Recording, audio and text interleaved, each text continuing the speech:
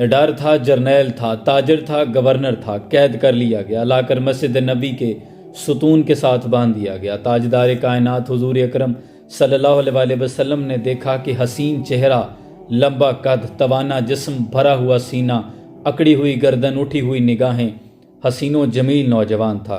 گویا سرداری کے جتنے اسلوب تھے سب اس میں موجود تھے۔ حضور اکرم صلی اللہ علیہ وآلہ وسلم آگے بڑھے، فرمایا سمامہ کیسے ہو؟ سمامہ غصے اور تلخ لہجے میں کہتا ہے، قید کر کے پوچھتے ہو کہ کیسے ہو؟ پھر حضور نے پوچھا کوئی تکلیف تو نہیں پہنچی؟ تو تلخ لہجے میں کہنے لگا کہ نہ تو مجھے آپ کی طرف سے کسی تکلیف کی پرواہ ہے اور نہ کسی راحت کا اندیشہ، جو چاہے ستم کر لو، کوئی پرواہ نہیں۔ حضور نے فرمایا بڑا تیز مزاج آدمی ہے۔ حضور نے صحابہ کی طرف رخ انور پھیرا، صحابہ سے پوچھا کہ اسے کوئی تکلیف تو نہیں پہنچائی؟ صحابہ عرض کرتے ہیں فدا کا امی وابی یا رسول اللہ، حضور آپ پر ہمارے ماں باپ قربان، حضور صرف قید کیا ہے، کوئی اذیت نہیں پہنچائی۔ حضور نے پھر سمامہ کی طرف دیکھا کہ اچھا سمامہ ایک نظر میری طرف دیکھو تو صحیح۔ سمامہ کہتا ہے کہ ایک نظر دیکھنے کا کہتے ہو، جاؤ نہیں دیکھتا، مجھے قتل کر دو، میرے قتل کا بدلہ لیا جائے گا۔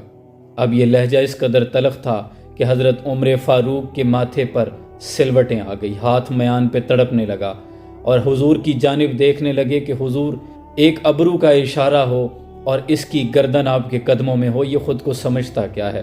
لیکن تاجدار کائنات رحمت للعالمین سراپہ رحمت بنے ہوئے زیر لب مسکرائے۔ حضور نے فرمایا اچھا جو مرضی کہہ لو، لیکن ایک نظر اٹھا کر میری طرف دیکھو تو صحیح۔ آما نے نظریں جھکائے ہوئے پھر تلخ لہجے میں جواب دیا، اور اس قدر تلخ جواب دیا کہ میری زبان بھی اجازت نہیں دیتی کہ وہ الفاظ دہرا سکوں۔ لیکن سمامہ کو کیا خبر، اس نے ابھی دیکھا ہی کیا تھا۔ تو اجے میرا محبوب نے ڈٹھا، جنوں ویکھ کے چن شرماوے، ادھی راتی دن چڑھ جاوے، جیو رخ تو نقاب ہٹاوے، بجلی ڈردی مارے لشک نہ مارے، کتے بے ادبی نہ ہو جائے۔ حضور اکرم صلی اللہ علیہ وآلہ وسلم نے پھر فرمایا اچھا ایسا کرو کہ میری بستی کی طرف دیکھو۔ تو غصے اور تلخ لہجے میں کہنے لگا کہ میں نے روم، یونان، ایران، مصر کی سلطنتیں اور ساری بستیاں دیکھی ہیں، آپ کی بستی سے زیادہ بدصورت بستی نہیں دیکھی۔ حضور زیر لب مسکرائے تو بسوں فرمایا کیونکہ سراپہ رحمت مشیت الہی کچھ اور تھی۔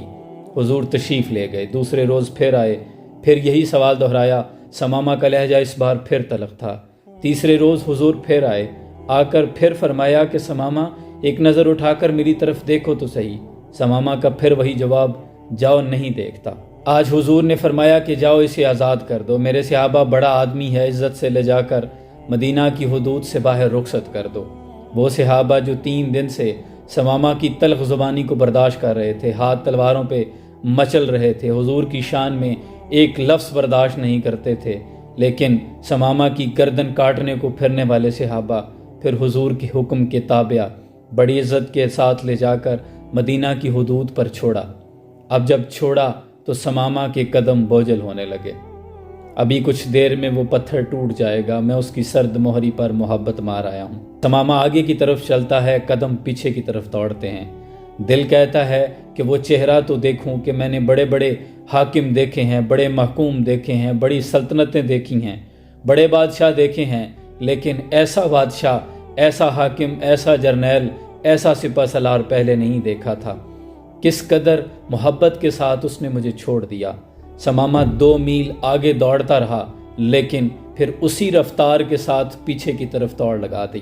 مسجد نبی کے صحن میں آ پہنچا، سامنے تاجدار کائنات حضور اکرم صلی اللہ علیہ وآلہ وسلم زمین پر فرش پر بیٹھے ہیں، سامنے صحابہ بیٹھے ہیں۔ مسجد نبی تو ہی بتا منظر وہ کتنا پیارا ہوگا، صحن میں آقا بیٹھے ہوں گے، گر صحابہ بیٹھے ہوں گے۔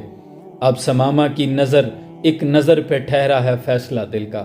سمامہ کی نظر والضحیٰ کے چہرے پر پڑی اور ٹھہر سی گئی۔ چہرہ ہے کہ انوار دو عالم کا صحیفہ، آنکھیں ہیں کہ بحرین تقدس کے نگی ہیں، ماتھا ہے کہ وحدت کی تجلی کا ہے ورق، عارض ہیں کہ والفجر کی آیت کے امی ہیں، گیسو ہیں کہ واللیل کے بکھرے ہوئے سائے، ابرو ہیں کہ الفاظ رخ لوح و قلم ہیں، گردن ہے کہ برفر کے زمیں اوج سریا، لب صورت یاقوت شعوں میں دھلے ہیں، قد ہے کہ نبوت کے خد و خال کا معیار، بازو ہیں کہ توحید کی عظمت کے علم ہیں، سینہ ہے کہ رمز دل ہستی کا خزینہ، پلکیں ہیں کہ الفاظ رخ لوح و قلم ہیں۔